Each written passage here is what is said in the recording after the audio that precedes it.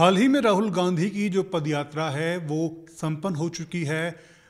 राहुल गांधी ऐसे पहले व्यक्ति नहीं हैं जिन्होंने देश में पदयात्रा की है। उससे पहले भी भारत के पूर्व पीएम चंद्रशेखर ने भी पदयात्रा की थी। वो पदयात्रा तमिलनाडु के कन्याकुमारी से शुरू होकर के दिल्ली के राजघाट पर खत्म हुई थी। फिलहाल इस समय भी राहुल गांधी की यात्रा संपन्न हो चुकी है। राहुल गांधी ने अपनी यात्रा से क्या हासिल किया है, उसे जानने के लिए हमारे साथ मौजूद हैं विशाल सूर्यकांत शर्मा, जो एक राजनीतिक विश्लेषक भी हैं और साथ में पंजाब केसरी टीवी के हेड भी हैं। उनसे हम बात करेंगे कि आखिर राहुल गांधी की जो ये यात्रा थी कन्याकुमारी से शुरू होकर के जम्मू कश्मीर में ख़त्म हुई है, आखिर राहुल गांधी ने इसमें क्या हासिल किया। विशाल जी, आपका बहुत बहुत स्वागत है। सबसे पहले हाँ, शुक्रिया रौनक। इसमें सबसे पहला मेरा सवाल ये कि राहुल गांधी की जो छवि थी यात्रा के शुरू होने से पहले और यात्रा के शुरू होने के बाद, कितना ज़्यादा बदलाव और कितनी ज़्यादा गंभीरता उनके नज़रिए में, उनकी भाषा में देखने को मिलेगी? नहीं, देखिए, गंभीरता तो पहले से थी ही।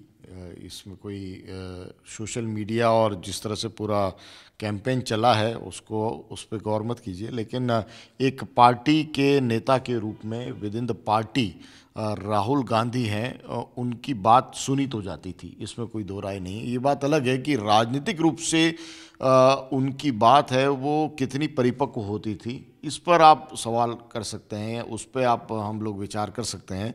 लेकिन हाँ, आध्यात्मिक रूप से या हम कहें कि सामाजिक परिवेश में देश की अर्थव्यवस्था को लेकर जो अक्सर राहुल गांधी अपनी राय रखते आए हैं, तो उनकी राय तो थी। राजनीतिक रूप से और ख़ास तौर से चुनावी राजनीति के लिहाज से राहुल गांधी के फैसले हैं वो लगातार एक के बाद एक पिटते रहे।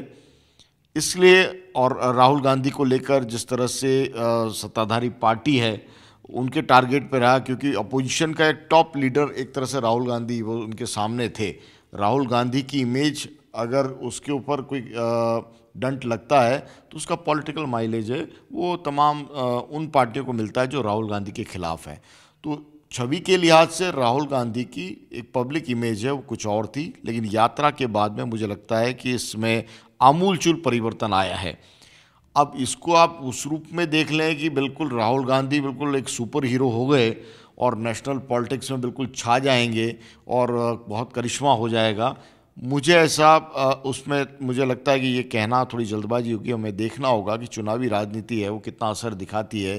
भारत जोड़ो यात्रा जिन राज्यों से गुजरी है, लगभग दक्षिण से लेकर उत्तर तक, लेकिन जिन जिन विधानसभा क्षेत्रों में से होते हुए गुजरी है, वहाँ आने वाले समय में देश में जब चुनाव होंगे वहाँ क्या परिणाम रहेंगे, ये तमाम चीज़ें उस पर निर्भर करेगी। कितने राज्यों में वापस कांग्रेस को ला पाते हैं, बहुत दूर की कौड़ी है। लेकिन हाँ, राहुल गांधी ने मुझे लगता है इस यात्रा के ज़रिए अपनी लीडरशिप को स्टैब्लिश करने की कोशिश की है। लीडरशिप चाहे वो विपक्ष के नेता की नज़र से, leadership with in the party, एक नेता की स्वीकार्यता कि गांधी परिवार के अलावा भी एक ऐसा नेता वो बनने की कोशिश कर रहे हैं जो कार्यकर्ताओं से जुड़ा हुआ है, जो ज़मीन से जुड़ा हुआ है। इस लिहाज से मुझे लगता है कि राहुल गांधी की यात्रा है उसको देखा जाना चाहिए। लेकिन अगर बात करें विपक्ष के नेता के रूप में, फिलहाल राहुल गांधी ने जब भी बात रखी है उनकी बात ज़्यादा सुनी नहीं गई। भले ही पार्टी में सुनी गई हो, लेकिन एक जनता के लीडर के रूप में अगर आप सामने आते हैं तो उनकी बातों का इम्पोर्टेंस पब्लिक में कैसा जाता है, सबसे बड़ी बात वो है। उसके अलावा बात करें क्या विपक्ष को विपक्ष का सेंटर बनने की भूमिका क्या राहुल गांधी वहाँ तक पहुँच चुके हैं? देखिए, पॉलिटिकल सिस्टम इंडिया का वो डायनेस्टी से नहीं चलता कि राजा का बेटा राजा कहलाएगा। ऐसा राजनीति के अंदर भी हो ज़रूरी नहीं है। ठीक है, एक मौका आपको मिल जाता है, लेकिन अगर आपको लंबे टाइम तक कोई नेता सरवाइव करता दिखता है तो उसकी अपनी व्यक्तिगत छवि क्या है वो हिंदुस्तान में बहुत ज़्यादा मायने रखती है, पहली बात। दूसरी बात ये कि वो चुनावी राजनीति में कितना कारगर रहता है। एक के बाद एक अगर राहुल गांधी को उपाध्यक्ष बनाया था पार्टी ने, तो एक होप की तरह विपक्ष ने या उस वक्त में रूलिंग पार्टी ने लिया कि हमारा नया लीडर है यूपीए 2 के वक्त में, ख़ास तौर से कि राहुल गांधी है वो होगा। लेकिन एक के बाद एक चुनाव के अंदर, विधानसभा चुनाव में जो हारी कांग्रेस, यूपीए 2 हारी, कई राज्यों के अंदर सरकारें चली गई। अब इक्का दुक्का राज्यों के अंदर सरकार है, राजस्थान में, छत्तीसगढ़ में। इसके अलावा कांग्रेस है, उसको जीत का टॉनिक है वो राहुल गांधी उस रूप में दिला नहीं पाए हैं। इस जब कांग्रेस के नेताओं के अंदर ही स्वीकार्यता का एक संकट था राहुल गांधी के लिए, तो हम ये उम्मीद करना बेमानी है कि पूरा विपक्ष है उनको एक माला पहना देगा आके कि आइए आप हमारा नेतृत्व स्वीकार कीजिए। तो व्यवहारिक पक्ष है राजनीति का, अगर चुनावी जीत आप हासिल नहीं करते हैं तो आप लीडरशिप भी हासिल नहीं कर सकते। ये राहुल गांधी को भी पता है। आने वाले टाइम में जो बीता उनका दौर रहा है उससे उन्होंने बहुत कुछ सीखा है। कांग्रेस भी जानती है कि जब तक हमारा नेता चुनावी राजनीति के अंदर सफलता नहीं दिला पाएगा, पूरे विपक्ष जो मोदी के सामने, मोदी के कद या अमित शाह की मेहनत के आगे जो विपक्ष है उसको अगर खड़ा करना है, तो मुझे लगता है कि राहुल गांधी की ये जो अब मेहनत है, ये मुझे लगता है कि कुछ एक शुरुआत भर हम इसको कह सकते हैं। लेकिन कितनी बड़ी चुनौती दे पाएंगे, विपक्ष की नुमाइंदगी कर पाएंगे, विपक्ष पूरा स्वीकार कर पाएगा, क्योंकि प्रयोग राहुल गांधी ने कम नहीं किए। अखिलेश यादव के साथ में उत्तर प्रदेश का चुनाव लड़ा, प्रियंका गांधी चुनावी मैदान में उतरी, मध्य प्रदेश के अंदर सरकार आई लेकिन सरकार को सुरक्षित नहीं कर पाए। अगर कहीं सरकार आ भी गई तो अंतर्द्वंद के कारण, जैसे कि हमने राजस्थान में देखा, मध्य प्रदेश में देखा, गोवा के अंदर आती हुई सरकार बिल्कुल है वो टूटी। तो पॉलिटिकल न तो वो इलेक्शन के अंदर जीत दिला पाए और न ही सरकार आने के बाद में वो पॉलिटिकल मैनेजमेंट है उस रूप में दिख पाया राहुल गांधी की नुमाइंदगी में। इसलिए अध्यक्ष पद से उन्होंने इस्तीफा दिया, तो उन्होंने खुद नहीं माना कि वो विफल रहे। तो ऐसे में जब आप खुद ही विफल अपने आप को कहेंगे और राजनीतिक रूप से कोई सुखद परिणाम नहीं दे पाएंगे, तो पूरा विपक्ष आपको क्यों अपनाएगा। बिल्कुल, राजनीति में उनकी शुरुआत ये इस यात्रा के ज़रिए मानी जा सकती है, लेकिन यात्रा को शुरू करने के बाद में जो आम जनता है उनसे जो जुड़ाव है राहुल गांधी का, उनके वीडियोस के ज़रिए, उनकी फ़ोटोज़ के ज़रिए, वो काफ़ी ज़्यादा हमें देखने को मिला है। तो जो आम जनता से जुड़ाव काफ़ी ज़्यादा दिखा है, क्या उस जुड़ाव को राहुल गांधी वोट बैंक में कन्वर्ट कर पाएंगे? नहीं, अकेले राहुल गांधी के बस की बात नहीं है। मुझे लगता है राहुल गांधी कांग्रेस से ज़्यादा एक अपनी यात्रा पर निकले हैं। आप सोचिए, ऐसा बच्चा जो 12-14 साल का हो, उसकी दादी की गोली मारकर हत्या कर दी जाए, इसके बाद वो बिल्कुल प्रोटेक्टेड चाइल्ड के रूप में रहा हो, फिर उसके फादर की उस रूप में हत्या कर दी जाए, तो आप समझ सकते हैं कि किस तरह से हम कहें कि सोने के पिंजरे में वो कैद थे, हम ये कह सकते हैं। अगर हम बिल्कुल आम भारतीय बोलचाल की भाषा में कहें कि बहुत प्रोटेक्टेड थे लेकिन दुनिया से कनेक्टेड नहीं थे। उनको पार्टी के अंदर लाया भी गया तो उस रूप में, उपाध्यक्ष के रूप में, महासचिव के रूप में और फिर अध्यक्ष के रूप में उनकी भूमिका रही। तो ज़मीनी कार्यकर्ता कैसे काम करता है, इस बात का एहसास दुर्भाग्य से मैं कहूँगा कि राहुल गांधी को उस रूप में हो नहीं पाया, क्योंकि उनकी जीवन शैली या उनकी जीवन की परिस्थितियाँ ऐसी रही। तो आज जो 52 साल में, 51 साल में जो राहुल गांधी महसूस कर रहे हैं, आप सोचिए वो कांग्रेस का कार्यकर्ता या भारत का आम आदमी अपने जन्म से ही उन तमाम चीज़ों को, उन परेशानियों को, उन नई अनुभूतियों को वो महसूस करता रहा है। एक छोटा बच्चा हिंदुस्तान के अंदर मिडिल क्लास या लोअर मिडिल क्लास का या बिल्कुल निर्धन तबके का जिस तरह से ज़िंदगी का संघर्ष करता है, उस संघर्ष के बारे में मुझे नहीं लगता कि राहुल गांधी इस यात्रा से पहले उस रूप में सुनते ज़रूर होंगे, पढ़ते ज़रूर होंगे, लेकिन इस यात्रा के बाद में उनमें उसको महसूस किया होगा।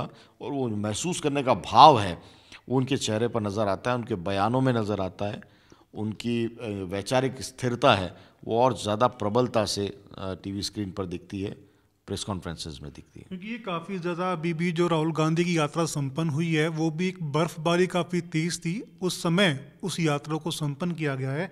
खैर वो एक अलग बात है। इसके अलावा बात करें तो विपक्ष हमेशा से, जब से 2014 में मोदी सरकार बनी है, तो पूरा विपक्ष एकजुट हो चुका है। चाहे वो कर्नाटक में हमने देखा हो या फिर गोवा के अंदर भी हमने देखा हो, विपक्ष एकजुट हो रहा था पूरा। तो क्या लगता है कि इस यात्रा के जरिए पूरे विपक्ष को राहुल गांधी एक सूत्र में बांध पाए हैं? नहीं, देखिए, कनेक्टेड तो हुए हैं। तमाम जो पार्टी के नेता हैं वो उनकी भारत जोड़ो यात्रा में जुड़े हैं। कुछ जो कांग्रेस से नाराज़ थे, वो लोग भी वहाँ पर जुड़े हुए हैं जो मुद्दों पर राजनीति में नहीं थे, लेकिन मुद्दों के आधार पर सरकारों से वैचारिकता भिन्नता है वो रखते थे, वो भी उसके अंदर शामिल हुए हैं। तो अलग अलग तबका जोड़ा तो है। अब राहुल गांधी की ये सफलता इस रैली की, इस यात्रा की है, वो इसलिए भी मानी जा रही है कि इसमें उन्होंने विवादास्पद मुद्दों पर तुरंत टिप्पणी करने से वो बचे हैं। आज कश्मीर के अंदर धारा 370 को लेकर उन्होंने जिस रूप में अपना पक्ष रखा और कहा कि कांग्रेस वर्किंग कमेटी इस बारे में बात कर चुकी है और उनका जो प्रेस नोट है वो हम आपको शेयर कर देंगे, तो डायरेक्टली वो ऐसे विवादित जो मुद्दे हैं उसके ऊपर बोलने से बचे हैं।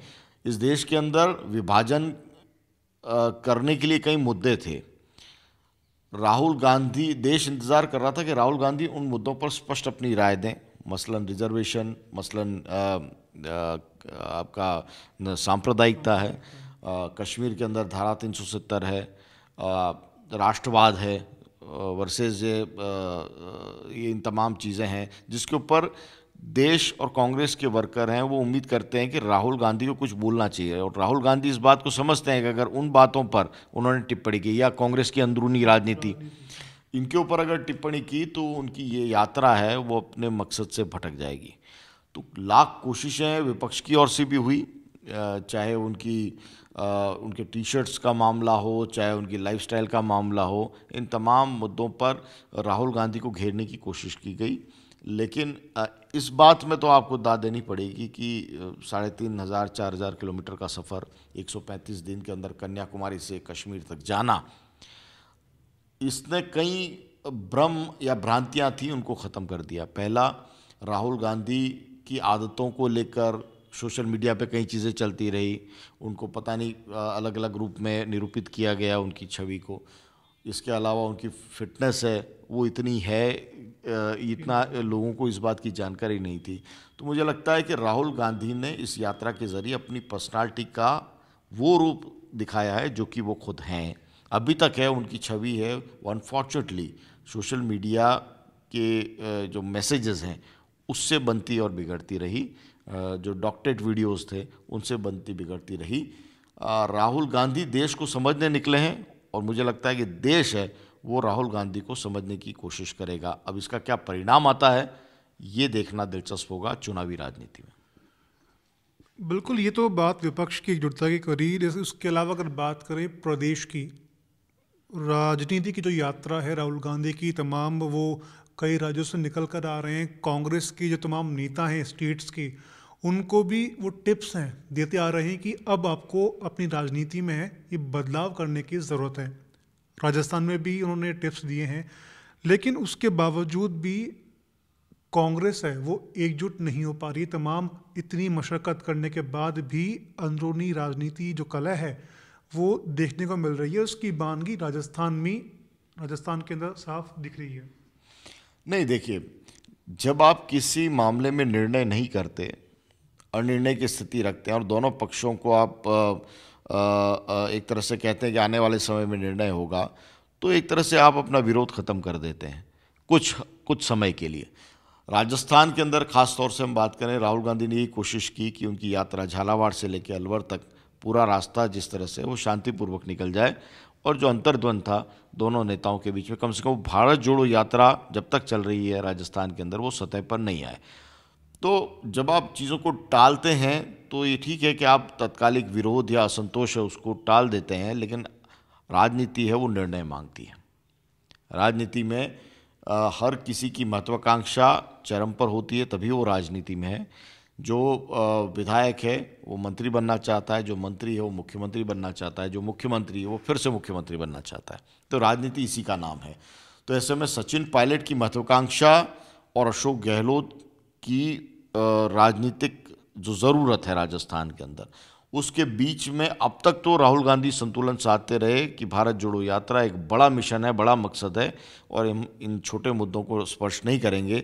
लेकिन और बहुत तरीके से उन्होंने अध्यक्ष पद से अपने आप को अलग करते हुए मल्लिकार्जुन खड़गे हैं उनको ये जिम्मेदारी दी है कि वो तय करेंगे। तो राहुल गांधी ने कोशिश की है कि तमाम जो विवादित मुद्दे जिन पर पिछले एक दशक की राजनीति में उनके ऊपर घेरे डाले जाते रहे हैं, उन तमाम घेरों के अंदर वो ना फंसें, उनसे जुड़े सवालों के जवाब हैं वो अगर जहाँ लगता है कि जैसे कश्मीर में, जैसे कि मैंने कहा कि उनको धारा 370 पर एक क्लियर स्टैंड लेना था, तो उन्होंने कांग्रेस वर्किंग कमेटी के जो डिसीजन है उसको उन्होंने सेकंड किया, उसको एंडोर्स किया कि उसके मुताबिक ही हम करेंगे। तो राहुल गांधी पॉलिटिकल रूप से परिपक्वता उस रूप में तो दिखा रहे हैं कि विवाद पर तुरंत नहीं बोल रहे, लेकिन आखिरकार तो विवाद पर मुंह खोलना पड़ेगा। एक देश का अगर नेता बनना है तो उस पर स्टैंड क्या है वो आपको खुलकर बताना पड़ेगा। राहुल गांधी बताते रहे हैं, हमने देखा कि एक बार आपराधिक छवि वाले नेताओं को चुनाव लड़ने की छूट से जुड़ा हुआ एक ऑर्डिनेंस था मनमोहन सिंह सरकार का, उसको राहुल गांधी ने प्रेस कॉन्फ्रेंस में बाकायदा फाड़ा है और एक तरह से बताया कि मनमोहन सिंह गवर्नमेंट से वो कितना असंतोष है उनके मन में था उस फैसले को लेकर।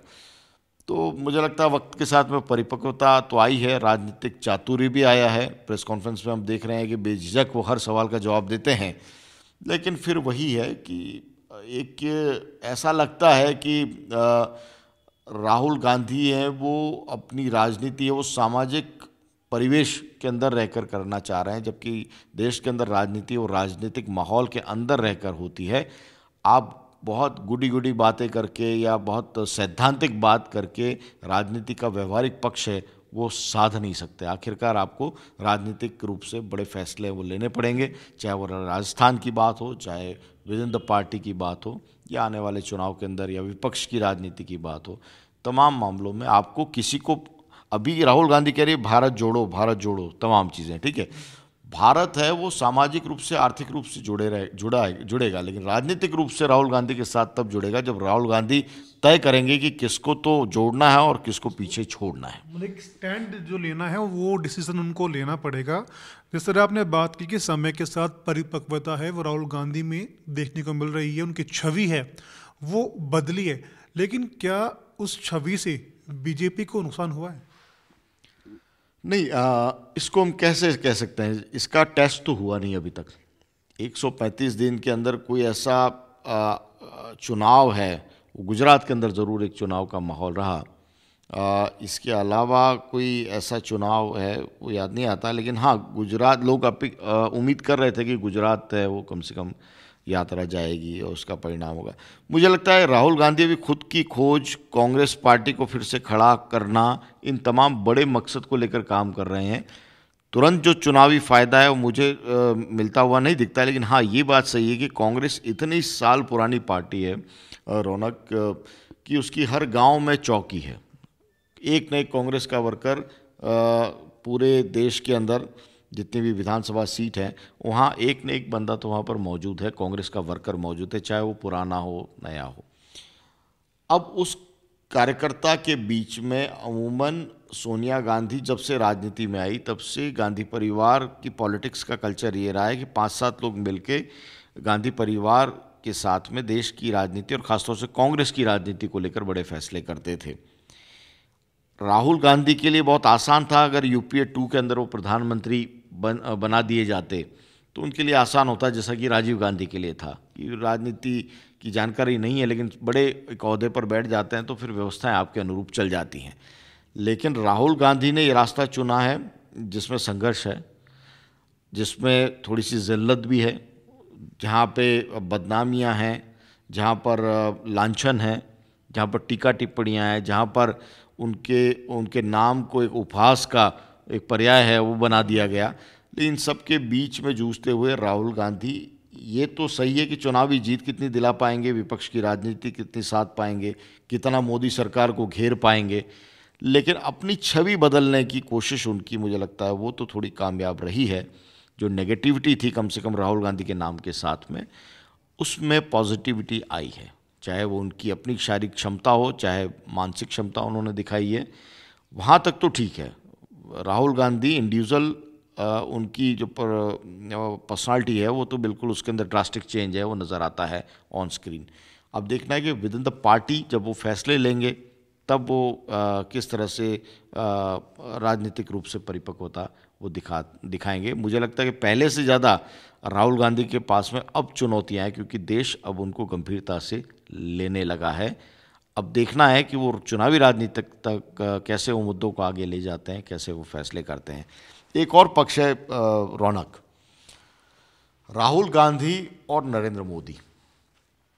मैं ये नहीं कह रहा कि राहुल गांधी हैं वो उस कद तक पहुंच गए हैं, नरेंद्र मोदी के रूप में पहुंच पाए, लेकिन देश की राजनीति के अंदर जो दो धुरी है अभी इस वक्त में, दो धुरी में बीचों बीच केंद्र में जो दो नेता हैं, नरेंद्र मोदी और राहुल गांधी, दोनों के करियर की शुरुआत, पब्लिक लाइफ है वो विवादों से घिरी रही है, या हम कहें कि इसको हम कहें कि उनकी छवि को भारी सार्वजनिक रूप से उनकी छवि को क्षति है वो पहुंचाने वाले लोग दोनों के साथ में सक्रिय रहे हैं।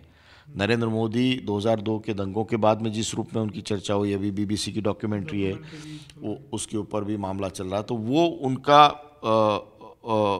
उनको लेकर जो नेगेटिव जो लोग नज़रिया रखते हैं या उनकी इमेज को उस रूप में देखते हैं, वो लोग भी प्रबल हैं। और इधर राहुल गांधी के साथ भी ये है कि उनकी नेगेटिव इमेज जो मन में रखते हैं या जो उपहास का, राहुल गांधी का नाम उपहास के रूप में लेते हैं, उन लोगों की तादाद भी कम नहीं है। और इस बीच नरेंद्र मोदी ने भी पॉजिटिव अप्रोच के साथ में अपनी मंजिल है वो हासिल की है। उम्मीद करते हैं कि शायद राहुल गांधी है वो भी उस रूप में अगर करिश्मा कर दिखा पाएँ कि किस तरह से, ये एक मिसाल भी है कि सार्वजनिक जीवन में कैसे आप अपनी छवि को बदल सकते हैं एक ही जीवन में। अन्यथा सार्वजनिक जीवन में देश इतना बड़ा है, इतनी विविधता है, और एक व्यक्ति को लेकर जो परसेप्शन बन जाता है वो ताउम्र चलता है। अगर नरेंद्र मोदी की तरह राहुल गांधी भी अपनी छवि को पूरी तरह से बदल देते हैं तो मुझे लगता है कि देश के सामने एक नई होप होगी। ऐसा नहीं है कि राहुल गांधी के अलावा कोई बड़ा नेता नहीं है, लेकिन आज चर्चा के केंद्र में राहुल गांधी आ चुके हैं पूरे देश भर की राजनीति में, राजनीतिक दलों के बीच में। ऐसे में उनकी जो और से पहल होंगी आने वाले वक्त में वो बड़ी महत्वपूर्ण होगी, क्योंकि देश अगर अच्छा बनाना है तो न केवल सत्ताधारी पार्टी बल्कि विपक्ष के भी अच्छे और ऐसे नेता हों जिसको जनता है वो सुनना चाह रही, तभी वो एक सार्थक प्रतिस्पर्धा है वो देश के अंदर रहेगी, चाहे चुनावी राजनीति के मामले में, बयानों के मामले में, मुद्दों के मामले में। आप बताइए, उपहास से किसी को कुछ हासिल नहीं होगा, या नफरत करने से, मोदी के नाम के नफरत से किसी को कुछ हासिल नहीं होगा।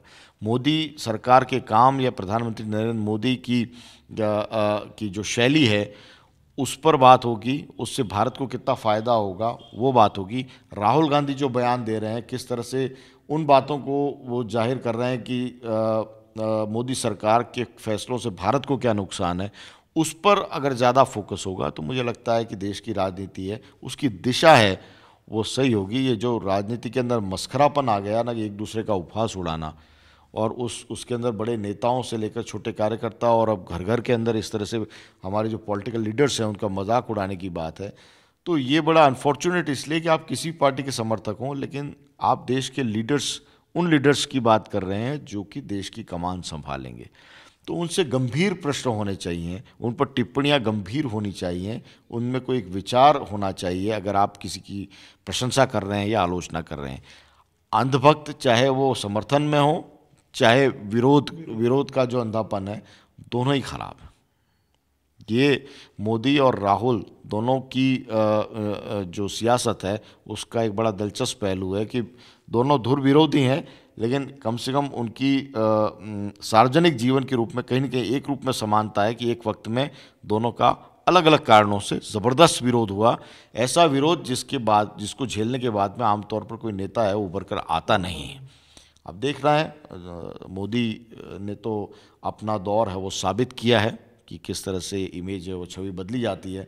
राहुल गांधी कितने कामयाब रहते हैं, अगर वो राजनीति में हैं, चुनावी राजनीति में उनको सफल होना पड़ेगा। व्यक्तिगत रूप से छवि बदलने का कुछ फ़ायदा हो सकता है।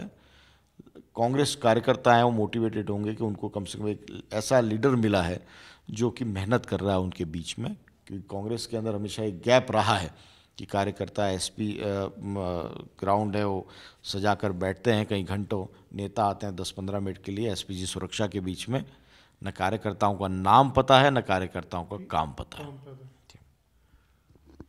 कार्यकर्ताओं के बीच का जो जुड़ाव है वो राहुल गांधी ने अपनी यात्रा के जरिए, एक पुल है वो उन्होंने कार्यकर्ताओं के बीच में और अपने बीच में उस पुल को बनाया है, और वो पुल के ज़रिए ही वो कार्यकर्ताओं से सभी से टच में रह रहे हैं। फिलहाल इस यात्रा में राहुल गांधी ने बहुत कुछ हासिल भी किया है और उन्हें आगे चल के बहुत कुछ साबित भी करना है। वीडियो जर्नलिस्ट कृष्ण शर्मा के साथ रौनक पारिक, पंजाब केसरी टीवी।